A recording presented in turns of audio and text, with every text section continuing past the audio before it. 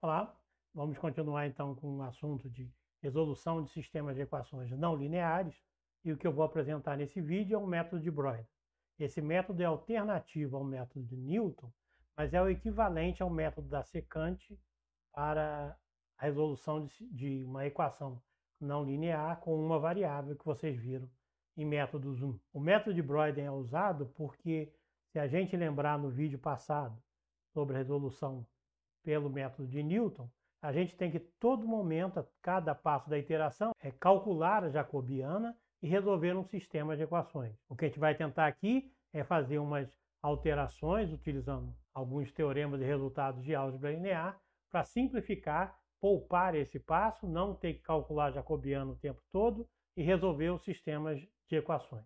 Como a gente vai se referir bastante ao método de Newton por comparação nesse vídeo, se você não viu, ou se não lembra, é bom dar uma olhada no vídeo anterior antes de seguir com esse daqui.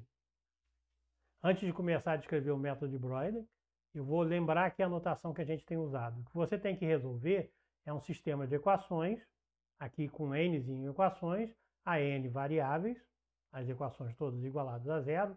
Esse é o sistema que a gente tem que resolver e que eu represento aqui por um vetor f. Tá? O vetor f, cada componente, é uma dessas equações que eu tenho que resolver, e o vetor x é o vetor composto pelos valores das incógnitas. Então, como eu disse, o método de Broyden é equivalente ao método da secante. O método da secante a gente calcula ou obtém a derivada f' de xn, utilizando praticamente a definição, sendo que aqui não tem o limite em que o ΔX vai a zero, você tem o f de xn menos o f de xn menos 1 sobre a variação de x. Isso vale para uma variável. Como que a gente faz para estender para um sistema? Isso aí, de novo, lembrando o método de Newton, o equivalente à derivada seria a jacobiana, que é a matriz com todas as derivadas em relação a essas variáveis. Então, do método de Newton, lembra, a gente tem que resolver esse sistema de equações para calcular o ΔX0. Eu parto de um vetor tentativo x0, calculo o vetor f, aquele que eu acabei de apresentar, quer dizer, o valor de cada equação com esses valores tentativos, e calculo a derivada das jacobianas e resolvo o sistema para tirar o ΔX0, que é o que eu tenho que acrescentar a esse x0 para obter o meu x1. Aqui eu não vou colocar a jacobiana, eu vou substituir por A, para lembrar que isso aqui é uma aproximação para a jacobiana. Essa que é a diferença do método de Broyden. Mas imagina que esse A fosse o valor da jacobiana no passo xn, por exemplo. Aí, no caso, pela secante, aqui, ó, já que essa deve ser a jacobiana, então o que a gente tem é AXN delta xn, que é esse valor aqui, é igual à diferença entre os vetores. Então, essa é a generalização dessa equação agora para várias equações ou para um sistema de equações não lineares. Essa variação eu vou chamar de ΔF, é exemplo do que eu faço aqui com ΔX. O problema em resolver isso aqui agora, o que eu deveria fazer? Calcular esse AN de x como se fosse a jacobiana, calcular o meu ΔF de xn e resolver esse sistema para calcular o ΔXn, para acrescentar esse xn e ter meu xn mais 1. A exemplo do que eu fiz aqui. Qual é o problema? É que, sendo essa diferença, esse sistema aqui está subdeterminado. Existe mais de uma solução para essa equação. A xn delta de xn, delta f de xn. Porque lembra que está relacionado apenas a diferença entre dois vetores f de x e o f de xn e o f de xn menos 1. Como isso aqui pode ter várias soluções, eu vou escolher uma. O que o Broyden fez foi escolher a solução para essa equação, ou seja, utilizando essa informação aqui, mas de tal maneira que a jacobiana de um passo para o seguinte varie o menos possível. Então isso é um problema de otimização, eu tenho que minimizar essa função, mas com um vínculo, que é essa expressão. Normalmente a gente faz isso com multiplicadores de Lagrange, mas eu não posso desenvolver isso a essa altura na disciplina. Mas eu vou colocar então uma solução tentativa e vou mostrar para vocês que essa expressão que eu vou apresentar pode ser a solução dessa equação. Então a solução proposta é o próximo valor da jacobiana A de xn é o anterior mais essa expressão aqui. Essa expressão parece um tanto doida, né? É grande, mas é o ΔF de xn, que é o quanto os f's variaram de um passo para outro. Isso aqui eu sei calcular, basta pegar o meu xn e substituir no sistema de equações, menos AXN menos 1, ΔX, ΔXN. Ora, ΔF de x e ΔN, isso é, como a gente viu aqui, o A de xn ΔX. Então, se eu substituir essa expressão por essa, eu vou ter A de xn ΔXN, que multiplicado pelo ΔXN transposto dá um ΔXN ao quadrado, que é exatamente a norma 2, a norma de Frobenius aqui que a gente tem para esse. Então, esse ΔX corta, sobra A de xn. A de xn é o termo que está aqui, então esse termo corta com esse. Esse aqui, da mesma forma, dá delta de xn ao quadrado, corta com esse, sobra menos A de xn a menos 1, que é o termo que está aqui fora. Aí, então, eu obtenho que isso aqui é uma identidade, esse lado de cá é igual a esse. Quando eu substituo para esse valor, essa relação que eu tenho aqui, que é a equação que eu quero resolver. Qual a vantagem, então, desse tratamento, dessa expressão tão mais comprida para melhorar o que seria o método de Newton? É que aqui eu posso calcular a jacobiana a partir da jacobiana anterior e utilizando apenas multiplicações de vetores, né? Matrizes e vetores. Então, com isso, eu posso calcular esse novo valor, resolvo o sistema para o ΔXN e, exatamente como no método de Newton, eu tenho que fazer xn mais 1 igual a xn menos a inversa da jacobiana de f de x. Você nota que aqui tem um problema, eu evito calcular a jacobiana, mas vou ter que inverter uma matriz. Então dá trabalho do mesmo jeito, aparentemente não tem vantagem nisso. O truque que a gente vai ver a seguir é como calcular a inversa, né, de uma jacobiana no passo n, sem ter que calcular diretamente, mas utilizar os valores calculados anteriormente para os passos anteriores. Eu concordo com vocês, até agora está parecendo tudo muito complicado, está parecendo um método pior que o de Newton. Mas espera aí que a álgebra linear vai nos salvar. Antes disso, vamos lembrar algumas operações com matrizes e vetores que vão aparecer aqui para o cálculo dessa expressão. Se A for uma matriz e U e V forem vetores, você tem um produto escalar de dois vetores U e V, né, de dimensão 1 em n e o outro transposto n por 1, que isso dá 1 por 1, ou seja, dá um número de dimensão 0. É o produto escalar entre dois vetores, a baixa ordem dá um número. A matriz por um vetor, uma matriz m por n por um vetor n por 1, isso dá um vetor m por 1. Então é um vetor de dimensão 1, abaixa a ordem da minha matriz. Da mesma forma, um vetor por uma matriz também dá um outro vetor, mas agora ao invés de ser m por 1, é 1 por n. Existe também o produto tensorial entre dois vetores, tá? Que eu vou representar agora por esse O cruzado, que é o produto de um vetor pelo outro, agora fazendo m1 por 1m, o que eu tenho é uma matriz m por m, de dimensão 2. Então, é um produto que aumenta a ordem do vetor, transforma em uma matriz. Todos esses vão aparecer no cálculo dessa expressão mais complicada que a gente acabou de tirar. Além disso, eu vou fazer uso da fórmula de Sherman-Morrison, que eu vou mostrar para vocês aqui também sem provar ou demonstrar essa expressão. Mas então a gente parou no método de Broyd, até no momento a gente tem essa relação para calcular o xn mais 1, onde eu tenho que calcular a inversa da minha matriz jacobiana. A fórmula de Sherman-Morrison mostra como você pode obter a inversa de uma matriz soma a partir de operações feitas com cada um desses termos, a inversa dessa. Então, essa é a expressão para a fórmula de Sherman-Morrison. E o que isso tem a ver com a expressão que a gente acabou de calcular? Essa é a expressão que eu tenho lá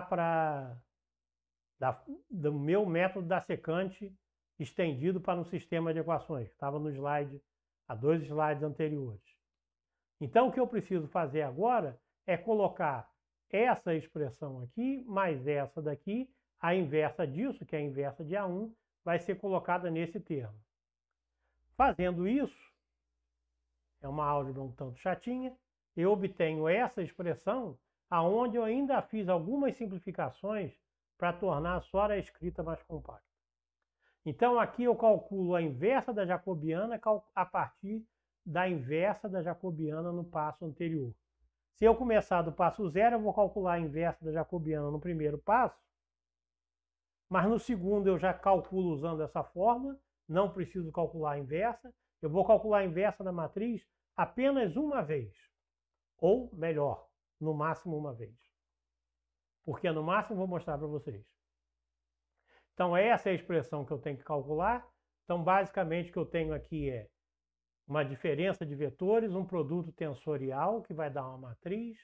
Aqui tem uma matriz vezes uma matriz inversa, porque afinal isso aqui é matriz, isso é matriz, isso tem que ser matriz. Então aqui tem uma matriz dividida por um número, já que esse é o produto interno, o produto escalar. Então esse método aparentemente complicado até agora tem essa expressão. A gente começa com uma solução aproximada de x0 e pode ou calcular o J0 explicitamente a partir das equações, quando isso for possível, ou você pode mesmo entrar com uma solução aproximada para o J0. Esse vai ser um grande truque para a gente. Com o J0, eu posso calcular meu f de x0, que é aquele vetor, ou seja, todas as equações com os valores de x entrados a partir do x0, e eu calculo delta de x0 ou como sendo a inversa do J0, f de x0, então calculo aqui um produto, ou eu resolvo esse sistema aqui. Eu tenho J0, tenho o f de x0 e resolvo para delta x0. Ou resolvo o sistema de equações por eliminação gaussiana, ou calculo a inversa por eliminação gaussiana. Então fica a seu critério. Se o J0 é chutado, você pode chutar uma matriz que seja facilmente inversível. Por exemplo, a matriz identidade, que a inversa dela é ela mesma. A partir do momento que eu calculei o delta x0, eu atualizo o x0, calculo o x1. E a partir daí eu começo a iterar até que esse delta x0, ou delta xn, a norma de quanto o vetor muda de um passo para o outro, seja menor que a tolerância. Ou que o número de iterações que eu posso colocar como limite, se por acaso alguma coisa der errado, foi estourado. Então eu calculo com um novo x, eu calculo meu f de x, calculo meu delta f de x, né? Calculo o z, que é o a menos 1, né, que eu já tirei daqui, no caso seria o J0 para o primeiro passo, delta f de xn, que eu calculei aqui, tem um número p, que é aquele denominador, que é o delta xn vezes z, é ser o delta xn menos z do passo anterior. A partir daí eu calculo um outro vetor u, que seja delta x a menos 1. Então isso é um vetor por uma matriz, que a gente já viu, dá um vetor. E aqui sim tem a minha matriz V, que é o produto tensorial de z, que eu acabei de calcular aqui, vezes o u, calculado aqui também no passo 7. A partir daí eu atualizo a minha jacobiana inversa, utilizando a fórmula de Sherman-Morrison, ou essa que está aqui, que é o V sobre P, esse é o P e isso vai ser o V. Com isso eu calculo meu delta xn menos 1, que é simplesmente aplicar essa matriz naquele vetor delta xn, nesse vetor f de xn, que eu calculei aqui no passo anterior. Está parecendo complicado, mas é só, na verdade, um monte de passos eu tenho que fazer. Quem vai fazer isso é o computador, então não estou muito preocupado com isso. Com o delta de xn, eu calculo o xn mais 1 e volto aqui para o passo 4. E repito isso até que meu delta xn seja menor que a tolerância. Vou pegar aqui um exemplo dos primeiros passos e vou fazer também um sistema o mais simples possível. Esse sistema é não linear, já que x1 está ao quadrado, x2 também ao quadrado. Então eu começo aqui com chute inicial, x0 igual a 1, 0. O f de x0 é menos 1, 3. Basta substituir aqui, ó. 1 mais 0 menos 2, menos 1. 1 mais 0 dá 1, menos 4 dá menos 3. Então calculei meu f de x0, vetor. Calculo a jacobiana, que são as derivadas. Então esse é o valor do J0. O J0 de x0, que é colocando o valor de x0 aqui, dá essa matriz. A inversa dela, eu calculei aqui na mão, porque essa daqui é, como eu disse, a primeira que eu preciso calcular, dá 0, meio, meio menos 1/4. Tá. Então, com isso daqui, eu posso resolver o sistema, né, J0 ΔX igual a 1, ou calcular o J0 menos 1 f de x, tanto faz. Tá? Com isso a gente tira os ΔX e com isso eu tiro x1. Esse x1, se eu substituir aqui, ainda não dá f de x0 igual a 0, então eu vou precisar fazer mais passos. Mais passos seguindo aquela regrinha que eu mostrei no slide anterior. Para essa conta eu fiz o código, que é o que a gente vai ver agora como funciona.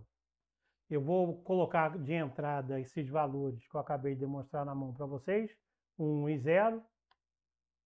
Então a gente começa com x0 igual a 1, x1 igual a 0, o próximo passo dá 2,5 menos 0,25, exatamente como a gente fez na mão, e os seguintes dão esse, e converge para a solução 2, 0.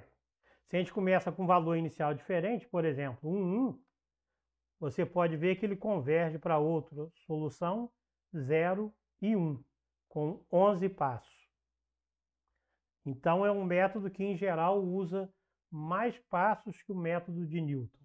Aqui, o que eu fiz foi, como era fácil, eu calculei a jacobiana e a jacobiana inversa a primeira vez, mas eu posso começar com a matriz identidade. Vou alterar no código para que o valor inicial da jacobiana seja a identidade, para vocês se convencerem que ela funciona dessa maneira também. Então, aqui está a matriz de identidade, definido apenas os elementos da diagonal principal como 1, e eu vou comentar os valores anteriores da minha matriz A.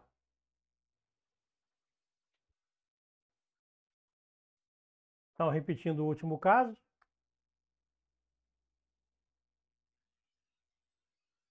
Agora os valores, nota que os valores iniciais são diferentes, de 1 passou para 0, 0, porque a matriz de identidade foi diferente. A matriz de identidade é tranquila porque a inversa dela dá ela mesma. E eu encontro o mesmo resultado. Da mesma maneira, se eu começo com menos 1, 0, eu obtenho também o mesmo resultado, só com um número de passos um pouco maior, porque precisa de mais tempo para que a matriz jacobiana se aproxime da jacobiana real a partir do momento que eu sair de uma tentativa. A vantagem, então, em resumo, a vantagem do método de Broyden é que você elimina a necessidade de calcular as raízes de um sistema de equações lineares e também o cálculo da jacobiana, porque eu troco tudo isso por multiplicações de matrizes e vetores. Então, o que a gente tem é esse sistema. Aqui é a primeira equação, aqui é a segunda. Eu vou fazer um gráfico para vários valores de x1 e x2 em dado intervalo. Claro que para os valores das raízes a gente sabe que isso tem que dar 0. Eu vou fazer o gráfico de cada uma dessas equações ao quadrado. Por quê? Porque ao quadrado o menor valor possível é 0. Então as raízes vão ser mínimas dessa minha função. O meu z então vai ser a norma, vai ser o quadrado desse, mais o quadrado desse. O mínimo desse vão ser nos zeros das funções. Vamos ver o que dá isso? Então está aí a figura no GNU-Plot, a variação do x1 vai de menos 2 a 3 e de menos 1 a 1,5, nesse gráfico que eu resolvi fazer. Você observa que aqui, que é o centro do ponto mais escuro, e aqui são exatamente as raízes, ó. 2 e 0. E essa outra aqui, menos 1 e 0. Então, você observa, por esse gráfico de cores, que o menor valor dessa minha função, que é a soma das equações ao quadrado, é 0 exatamente para as raízes. Tá? E vai crescendo à medida que eu me afasto de cada uma delas. E você observa que a figura é um tanto estranha, porque você podia esperar que fossem círculos em torno das raízes, e não é. Vamos ver isso em 3 dimensões, mas considerando agora que o eixo vertical é essa minha função ao quadrado. Então aqui está o gráfico da função em 3 dimensões, aonde você vê que o mínimo permanece aqui em 0, 1 e 2, 0. Mas observa que essa curva não é simétrica. Essa faixa de valores aqui, se você dá como valor inicial, ele cai para esse mínimo.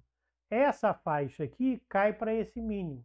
Então vai ser mais fácil a gente encontrar, com chute de valores iniciais, encontrar a raiz 0,1 do que a raiz 2,0, por exemplo.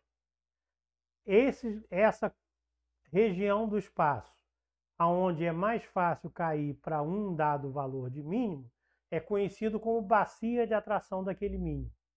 Você imagina que se você usa esse ponto aqui, por exemplo, como partida, o sistema pode ficar em dúvida se cai para cá ou se cai para cá. Você ficar exatamente no pico. Então isso é que torna a procura de raízes de sistemas não lineares tão complicado, por causa dessa complexidade desse espaço que eu acabei de mostrar para vocês. A gente costuma se referir a esse espaço como um relevo. Aqui foi fácil enxergar porque eu estou apenas com duas variáveis x1 e x2 e tive que olhar os mínimos no espaço tridimensional.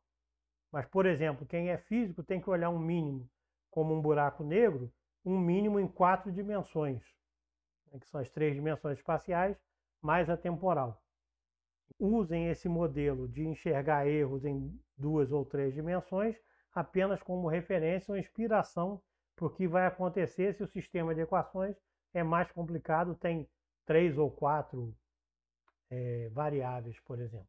Então, com isso, a gente encerra essa parte de sistemas não lineares. Eu apresentei para vocês o método de Newton e o método de Broyden. Existem vários outros métodos.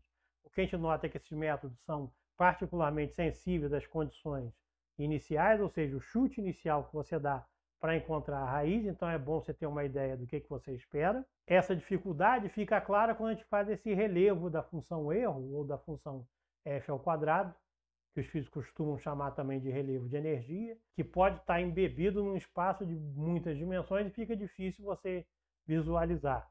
Mas essa que eu mostrei para vocês em 3 dimensões serve de referência e inspiração. Então a gente vai ficando por aqui e vejo vocês no próximo vídeo. Até lá!